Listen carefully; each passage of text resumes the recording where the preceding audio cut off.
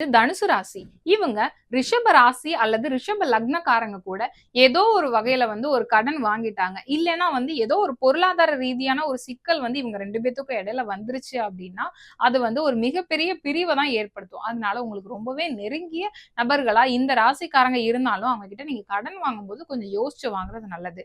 அதே போல தான் கடக ராசி அல்லது கடக லக்னக்காரங்க கிட்டயும். தனுசு ராசிக்காரங்க இந்த 2 ராசி லக்னக்காரங்க கிட்ட முடிஞ்ச வரை கடன் வாங்காம இருக்கிறது ரொம்பவே நல்லதுங்க.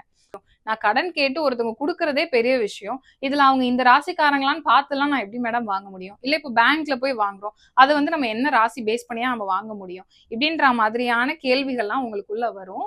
அந்த சமயத்துல நீங்க இதெல்லாமே பார்க்க முடியாதுங்க. நானுமே சொன்னது, இந்த ராசிக்காரங்க கூட நீங்க வாங்கும்போது கொஞ்சம் சிக்கல் வரும் அப்படின்னு தான் சொன்னேன். பொதுவாவே கடன் வாங்குறோம் அப்படின்னா சிக்கல் தான் அது. அத நம்ம அதனால முடிஞ்ச வரையும் கடன் வாங்காம இருக்கணும். அப்படி இல்ல ரொம்ப